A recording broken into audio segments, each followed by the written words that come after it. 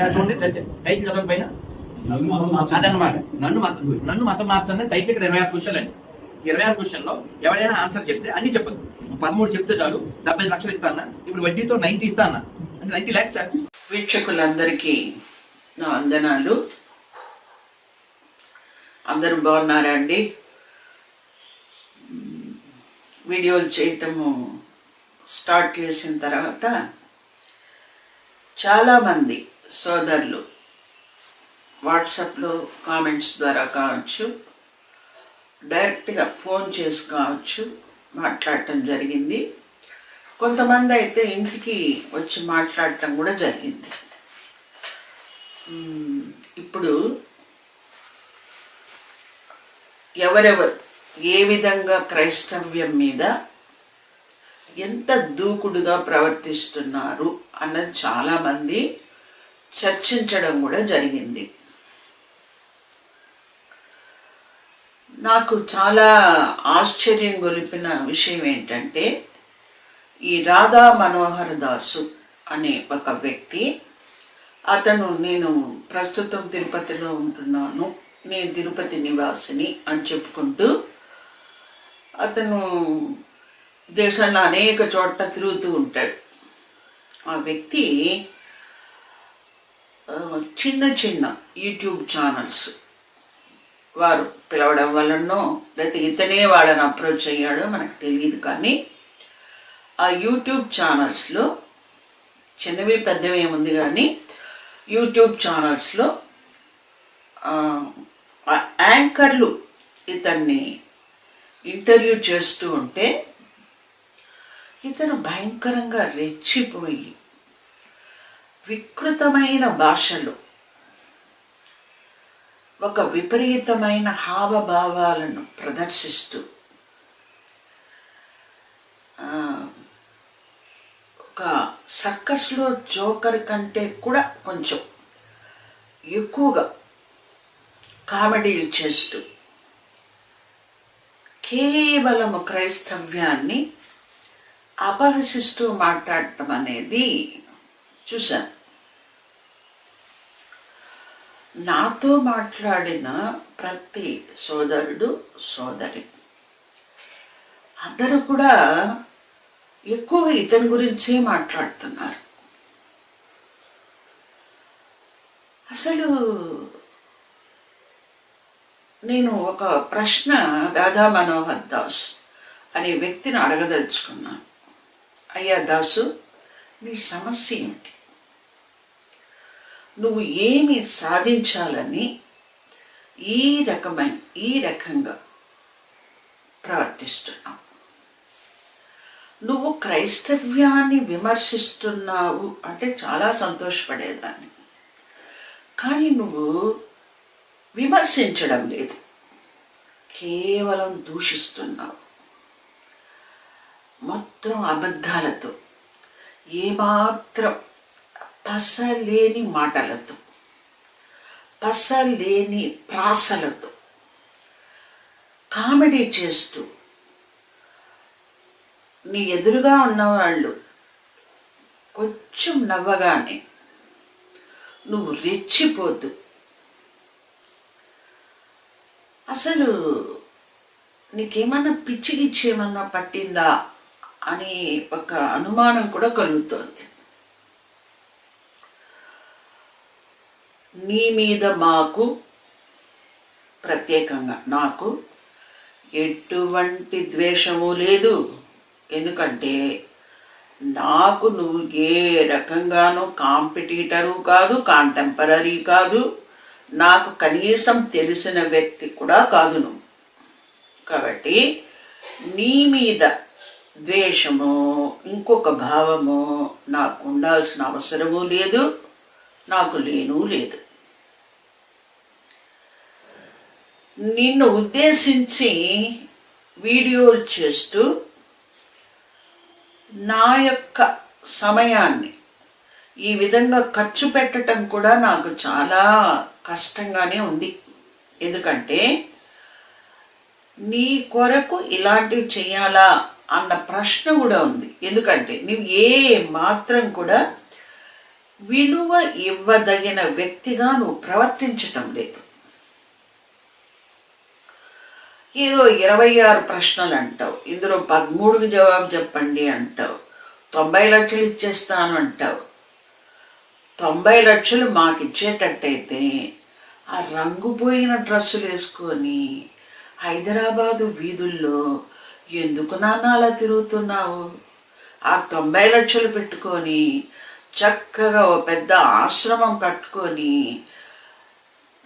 నువ్వు జనాలు నీ దగ్గరికే రప్పించుకొని ఏ ప్రవచనాలో క్రైస్తవ వ్యతిరేకమైన ప్రవచనాలు చెప్పుకోవచ్చు కదా. నీవు బైబిల్ చదివావన్న నమ్మకం 100% కూడా నాలో లేదు. ఎందుకంటే నువ్వు మాట్లాడుతున్న మాటలు ఏవి కూడా బిబ్లికల్గా లేవు, బైబిల్కి సంబంధించినవిగా లేవు, బైబిల్లోని సిద్ధాంతాలు లేదా విషయములకు సంబంధించిన విషయాలుగా లేవు. అయ్యా దాసు, నిన్ను నేను ఒక 12 ప్రశ్నలు అడగదలుచుకున్నాను. ఇబ్బంది పడవాకు. ఇవి బైబిల్ గురించి కాదు, సమాజం గురించి కాదు, కేవలం మీ గ్రంథాల గురించి, నీకు తెలిసిన విషయాల గురించి మాత్రమే నేను అడగదలుచుకున్నాను. నువ్వు ఒక ఘనాపాటివి, పుంభావ సరస్వతివి, మా జ్ఞానివి కదా. అవలీలగా నా ప్రశ్నలకు నువ్వు సమాధానం చెప్పగలవు. నువ్వు నా ప్రశ్నలకు సమాధానం చెప్పితే ఊరికే వద్దు, నువ్వు ఇస్తానన్న ప్రైజ్ మనీని ₹1 ఎక్కువ వేసి నీకు నేను ఇస్తా. అలాగే నీ 26 ప్రశ్నలకి చక్కటి గ్రంథం ఒకటి రాసి, సమాధానకరమైన గ్రంథం రాసి నీకే అంకితం ఇస్తా. కొంచెం ట్రై చేయి ఈ 12 ప్రశ్నలు, తర్వాత మళ్ళీ మాట్లాడుకుందాము.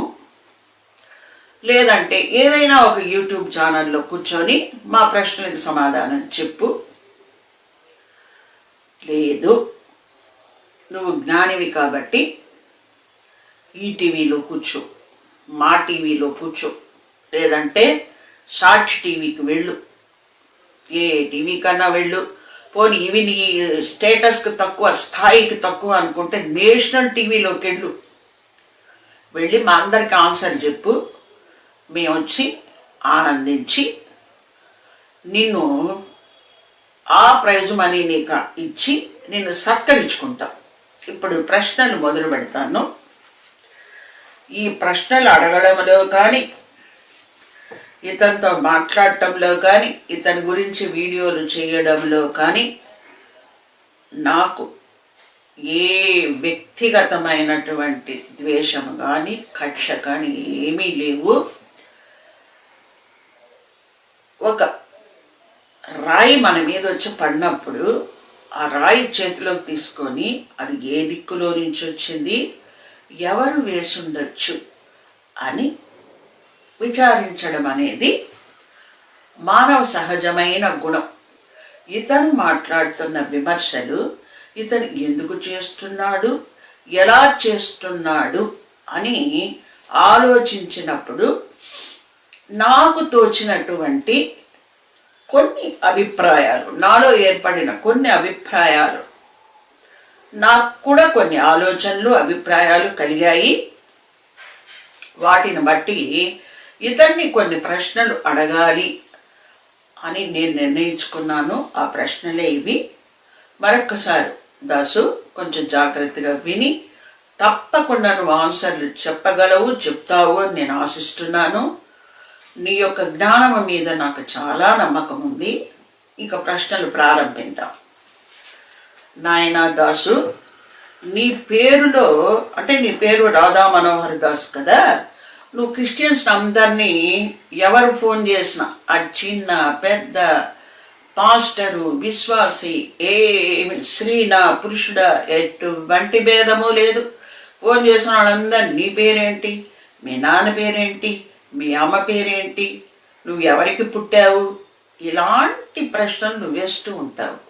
ఇప్పుడు అదే ప్రశ్న నేను నిన్ను అడుగుతున్నాను. రాధా మనోహర దాసు అనే పేరు ఏ గ్రంథములో ఉన్నది? ఒకటో ప్రశ్నలోని ఒక భాగం. ఇంకొకటి ఒకటో ప్రశ్న కంటిన్యూషనే. రాధ అనే పేరు మహాభారత భాగవత గ్రంథాలలో ఎక్కడ ఉందో, ఏ పర్వములో ఉందో, ఏ స్కందములో ఉందో దయచేసి మాకు చూపించి మా జ్ఞానమును తొలగించి నీ యొక్క జ్ఞానమును నిరూపించుకోవాల్సిందిగా నిన్ను కోరుతున్నాను. మళ్ళీ ప్రశ్నను రిపీట్ చేస్తాను. నీ యొక్క పేరు ఏ గ్రంథంలో నుంచి తీసుకున్నావు? ఎందుకంటే మమ్మల్ని అందరిని అడుగుతున్నావు, మీ పేరు బైబిల్లో ఉందా, మీ పేరు బైబిల్లో ఉందా అని అడుగుతున్నావు. పేర్లు గ్రంథాల్లో ఉండడానికి ఏమి పేర్లు పెట్టాలి అని రాయబడిన గ్రంథాలు కావవి. పోని నువ్వు అన్న మాటకే నేను అంగీకరించి మరొకసారి నేను అడుగుతున్నాను. రాధ అన్న నామము మహాభారత భాగవత గ్రంథాలలో ఏ పర్వములో, ఏ స్కందములో కలదో ఆ రెఫరెన్స్ ఇచ్చి మా అజ్ఞానమును తొలగించమని నిన్ను అడుగుతున్నాను. ప్రశ్న 2. ఈ మధ్య కొన్ని యూట్యూబ్ ఛానల్స్లో నువ్వు హెచ్చిపోయి నీ పూర్వపు సంగతులు మరిచిపోయి నువ్వు ఒక పెద్ద మనిషిలాగా నటిస్తూ, నువ్వు ఒక పుణ్యమూర్తిలాగా, పుణ్యశీలిలాగా ప్రవర్తిస్తూ, నేను బ్రహ్మచర్య దీక్షలో ఉన్నాను, నేను సాధువుని అని చెప్పడం నేను కూడా విన్నాను. బహుశా సాధువు అనే పదానికి నీకు అర్థం నువ్వు మర్చిపోయావు అనుకుంటున్నాను నేను. నువ్వే సాధువు అయితే జైళ్లలో ఉన్నారే, నేరములు నిరూపించబడి శిక్ష అనుభవిస్తూ ఉంటారు చూడు, వాళ్ళని సాధోత్తములు అనాలి. ఎందుకంటే వాళ్ళు నీలాంటి చిల్లర భాష వాడటం లేదు, ఎవరిని రెచ్చగొడటం లేదు, దేశంలో సమాజంలో చిచ్చు పెట్టటం లేదు. వారి యొక్క వ్యక్తిగత కారణాల చేత, భావోద్వేగముల చేత తప్పులు చేసి పాపం శిక్ష అనుభవిస్తున్నారు. నువ్వైతే నీ యొక్క కీర్తి కోసం, నీ యొక్క పొట్ట కూటి కోసం నువ్వు సమాజాన్ని, దేశాన్ని, ప్రజలను కలవరపరుస్తున్నావు అని నేను, నాతో పాటు లక్షల మంది భావిస్తున్నారు. సో ఈ 2వ ప్రశ్న, నువ్వు చెప్పుకున్నటువంటి బ్రహ్మచర్య దీక్ష, ఈ సాధు వేషము, ఇవన్నీ కూడా నీకెవరైనా ఇచ్చారా? నీకు నీవే ధరించావా? ఆ దీక్షను నీకు నువ్వే పుచ్చుకున్నావా? నీకెవరైనా ఇచ్చారా? ఈ ప్రపంచంలో నీకు గురువు అంటూ ఎవరైనా ఉన్నారా? ఉంటే ఆ గురువు ఎవరు? అది పూర్వాశ్రమంలో కావచ్చు, ప్రస్తుతమైన కావచ్చు. నీవు ఏ ఆశ్రమానికి లేదా పీఠానికి లేదా మఠానికి చెందిన వాడవు? ఈనాడు క్రైస్తవ్యమును దూషిస్తూ, అది విమర్శలు కాదు, ఒకవేళ దాన్ని విమర్శ అనుకున్నా అది దుర్విమర్శ. అటువంటి విమర్శలు చేస్తూ ప్రపంచమంతా, ఐఎమ్ సారీ, నువ్వు ప్రపంచమంతా కాదు, ఈ తెలుగు దేశాల్లో, లేదంటే ఈ 2 తెలుగు రాష్ట్రాలలో, లేదంటే ఇంకా చుట్టుపక్కల ఉన్నటువంటి రాష్ట్రాలలో నిన్ను సంచరించమని చెప్పినటువంటి గురువు కానీ, సంస్థ కానీ మరెవరైనా ఉన్నారా? లేదు. ఒక టీవీ యాంకర్ నీకు బీజేపీకి సంబంధం ఉంది, వాళ్ళు నిన్ను పోషిస్తున్నారంటూ ఒక ప్రశ్న వేయటం జరిగింది. మీరు నిరూపించండి చూద్దామని మీరు చెప్పటం కూడా జరిగింది. దాన్ని నేను కూడా అంగీకరిస్తాను. అలా నిందించడం, నెపం వేయటం, ఆరోపించటం మంచిది కాదు. కాబట్టి ఈ ప్రశ్నలోనే మరొక చిన్న ప్రశ్న. నువ్వు నీ పొట్ట కూటికి, నీ జీవన భృతికి ఏ వ్యాపకమును ఎంచుకుని ఉన్నావు, ఏ వృత్తిని చేపట్టి ఉన్నావు, ఏ ఉద్యోగమును నువ్వు చేస్తున్నావు, లేదా నీ దగ్గర మూల్గుచూ ఉన్నటువంటి ధన సంపదలు ఉన్నాయా, నీ జీవన భృతికి మార్గం ఏమిటి, ఎలా నువ్వు జీవన భృతిని సంపాదించుకుంటున్నావు చెప్పేసి బీజేపీకి సంబంధం ఉందా, వాళ్ళు డబ్బులు ఇస్తున్నారా, వీళ్ళు పోషిస్తున్నారా అనే మాటలకి ఫుల్ స్టాప్ పెట్టవలసిందిగా గౌరవనీయుడైనటువంటి రాధా మనోహర దాసుకి ఈ ప్రశ్నను నేను సంధిస్తున్నాను. 3వ ప్రశ్న. మహాభారతము 18 పర్వాలతో ప్రజలందరూ, భారతదేశంలో ఉన్న ప్రజలందరూ కూడా ఎంతో గౌరవించి భక్తితో చదువుకునేటువంటి ఒక మంచి గ్రంథం. ఈ గ్రంథంలో చివరి భాగంలో రెఫరెన్స్ నేను ఇవ్వాల్సిన పనుల, మేము గొర్రెలం, కిరిస్తానీ మతస్థులు, కిరిస్తానీ డబ్బాలు కొట్టుకుంటూ పాటలు పాడుకునేవాళ్ళు, అజ్ఞానులు. నువ్వు మహాజ్ఞానివి, నీకు నేను రెఫరెన్స్లు ఇవ్వాల్సిన పని లేదు. ఈ భారతంలో, మహాభారత గ్రంథంలో కృష్ణుడు మరణించిన తరువాత ఆయన యొక్క భార్యలను కేవలం దారి దోపిళ్ళు చేసేటువంటి దొంగలు ఎత్తుకెళ్ళిపోయారు అని మహాభారత గ్రంథమే చెప్తోంది. అదేమిటండి,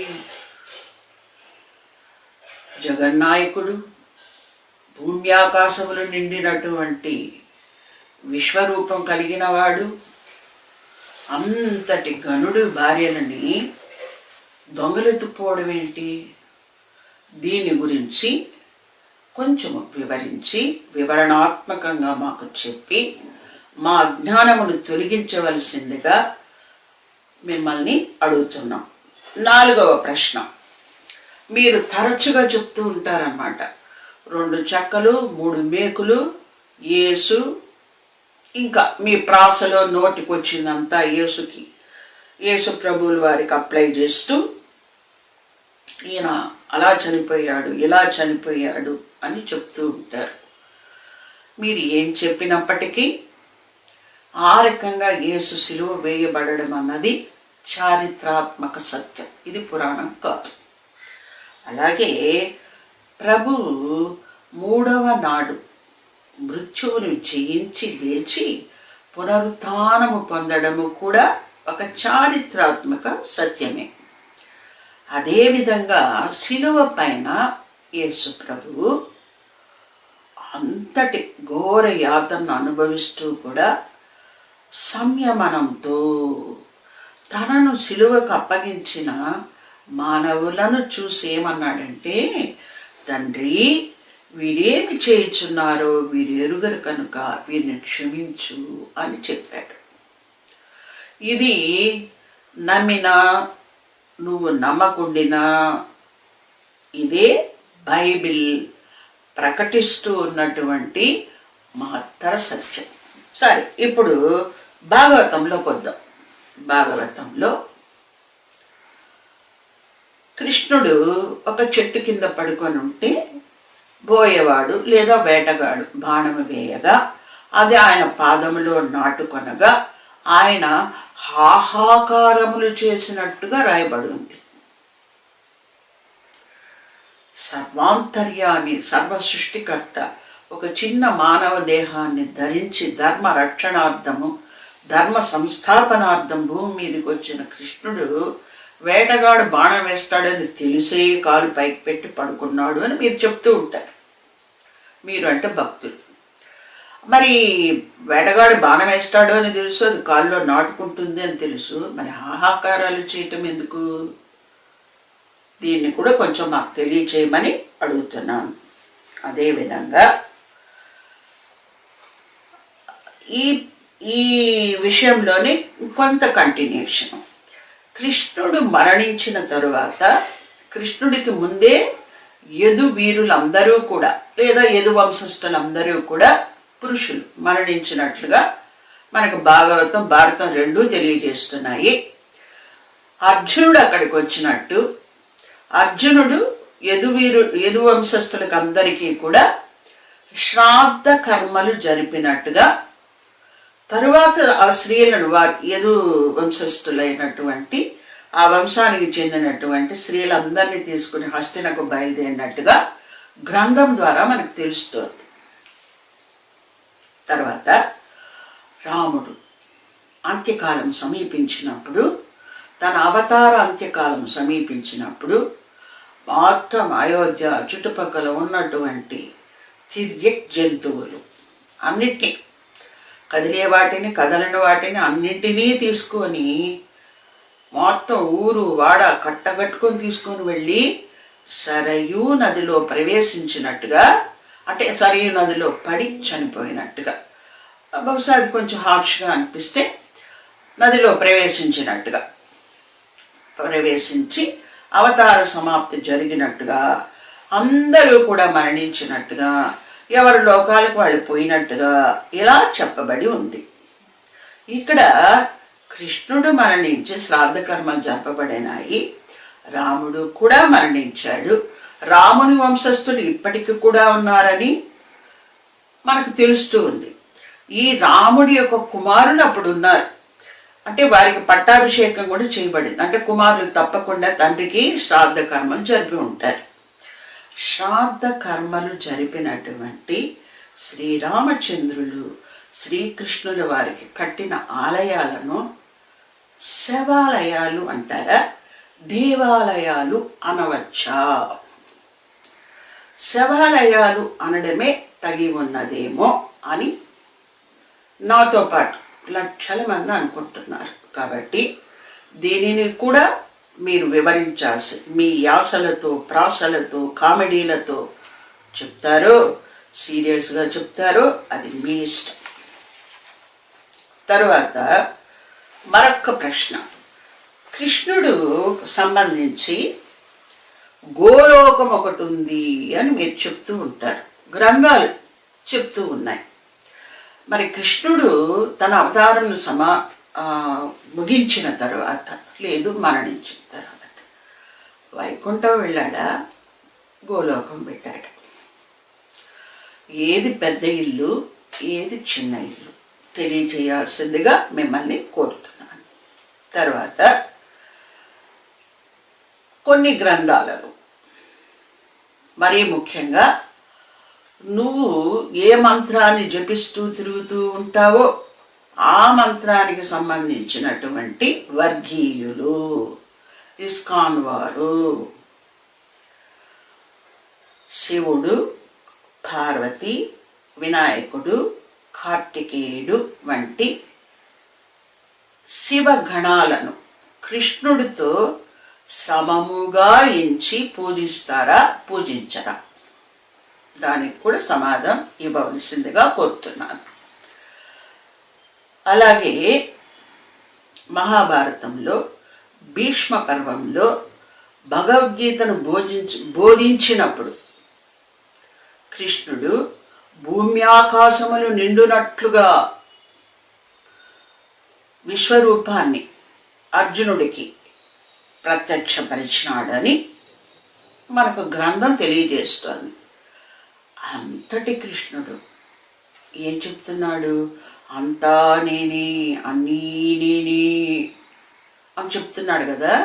అటువంటి కృష్ణుడు జాంబవతికి ఒక్క కుమారుడు కావాలని, తన భార్య అయిన జాంబవతికి ఒక్క కుమారుడు కావాలని శివుడిని ఆశ్రయించి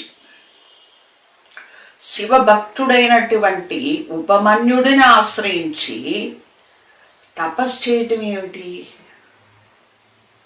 దీనికి కూడా కొంచెం ఆన్సర్ చెప్పండి. నెక్స్ట్ ఇంకొక ప్రశ్న. కొన్ని గ్రంథాలలో, అంటే మీరు మహాజ్ఞానులు కాబట్టి నేను రెఫరెన్స్లు ఇవ్వకుండా చెప్తున్నాను. కొన్ని గ్రంథాలలో కృష్ణుడు లేదా విష్ణువు సదా దేవుని ధ్యానిస్తూ ఉంటాడు అని చెప్పబడింది. అన్నీ నేనే, అంతటి నేనే, ఆయన సర్వరూపి లేదా సర్వసృష్టికర్త, సర్వాంతర్యామి, సర్వేశ్వరుడు అయిన దేవుడు, దేవాది దేవుడు దేవిని ఆశ్రయించడం ఏమిటి, ధ్యానించడం ఏమిటి? అసలు ఈ దేవి ఎవరు? ఇందులో ఎవరు ఎక్కువ, ఎవరు తక్కువ? దీన్ని కొంచెం మాకు తెలియచేయాల్సిందిగా కోరుతున్నాను. 9వ ప్రశ్న. కురుక్షేత్ర యుద్ధము ధర్మ సంస్థాపనార్థం, ధర్మ రక్షణార్థం, అలాగే తులువలు, దుర్మార్గులు, దుష్టులు అయినటువంటి వారిని శిక్షించుట కొరకు జరిగింది అనేది గ్రంథము తెలియజేస్తోంది, ప్రవచనకారులు తెలియజేస్తున్నారు, మీలాంటి పెద్దలు తెలియజేస్తున్నారు. కురుక్షేత్ర యుద్ధం అనంతరం దేశంలో ధర్మము సంస్థాపించబడిందా, పునరుద్ధరించబడిందా, ధర్మం రక్షింపబడిందా, ఈ కార్యము జరిగిందా లేదా? దీన్ని కూడా కొంచెం తెలియచేయండి. 10వ ప్రశ్న. కృష్ణుడు జన్మించినటువంటి యదువంశములో ఒకానొక జాతరకి వెళ్ళిన సందర్భంలో తాగి తిని ఒకరినొకరు మేళమాడుకుంటూ రెచ్చగొట్టుకుంటూ చిన్న చిన్నగా పరిహాసంగా ప్రారంభమైనటువంటి రచ్చ, ఘర్షణ పెద్ద గొడవగా మారి యదువంశస్తులందరూ కూడా ఒకరినొకరు కొట్టుకొని, అది కూడా తుంగతో, ఒక రకమైన గడ్డితో కొట్టుకొని చనిపోయినట్టుగా మనకు తెలుస్తోంది. ఇదంతా కూడా కృష్ణ బలరాముల సాక్షిగా వారి కళ్ళ ఎదుటే జరిగినట్టుగా కూడా గ్రంథము తెలియజేస్తుంది. సర్వేశ్వరుడు అయినటువంటి దేవాది దేవుడైనటువంటి కృష్ణుడు దీన్ని ఆపడం మానేసి తను కూడా ఆగృహోదగ్రుడై ఒక తొంగ పరికను చేతబట్టుకొని మిగిలిన వాళ్ళని ఉతికి చంపేశాడు అని గ్రంథం చెప్తోంది. దీని పేరు ధర్మ సంస్థాపన అనేది నాతో పాటు అనేకులు కొన్నటువంటి సందేహం. దీన్ని కూడా తీర్చగలరు.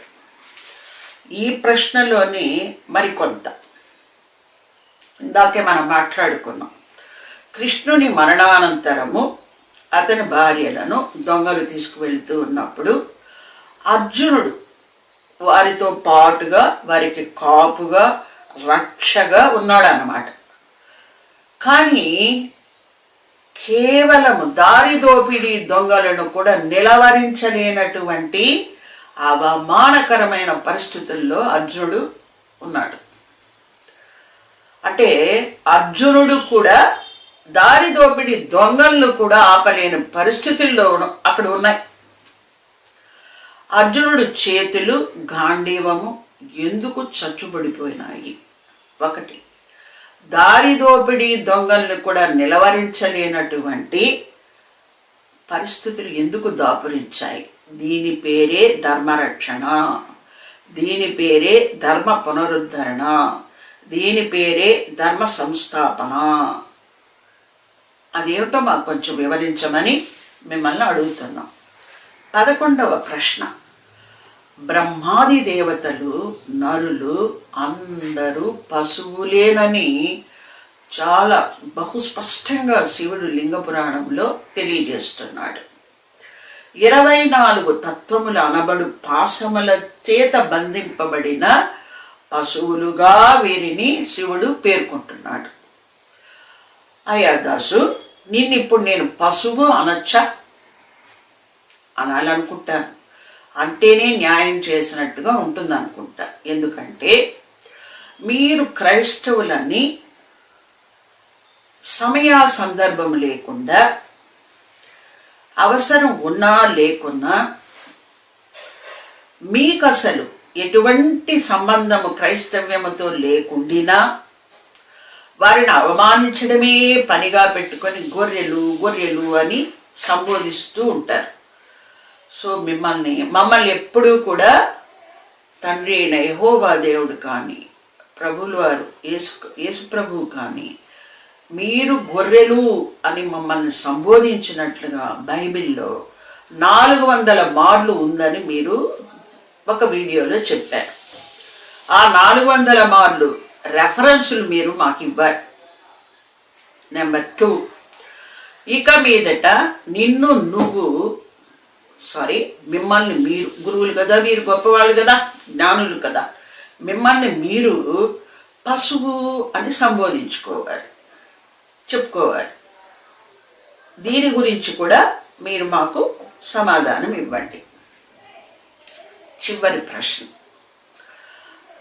మీరు అనుసరిస్తూ ఉన్నటువంటి, గొప్పగా చెప్పుకుంటూ ఉన్నటువంటి గ్రంథాలలో 2 పదాలు ఎక్కడెక్కడ ఉన్నది, ఎన్ని మార్లు ఉన్నది అన్నది మాత్రం మాకు చెబితే సరిపోతుంది. ఏమి పదాలు అంటే పరిశుద్ధత, హోలీనెస్, అలాగే రక్షణ.